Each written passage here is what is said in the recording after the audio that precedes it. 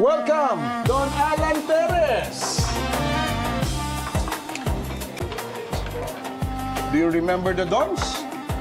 Don Ruben, Don Tino, Don Leo.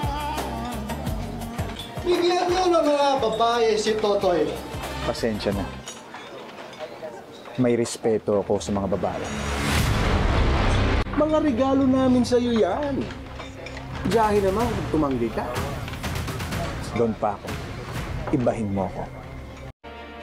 Itong mga don na ito, sila ang kailangan mong makuha. Don Ruben Ungpin ng Alcazar. Siya ang may-ari ng pinakamalaking port dito sa atin.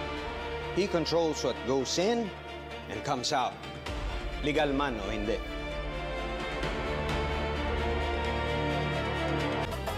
Girls? Let's go, girls. Come on.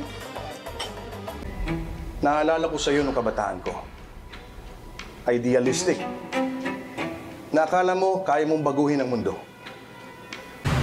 Matagal ko nang sinabi. Ayoko sa illegal. Kung ganun, paano ka namin matutulungan laban sa mga Kastilyo?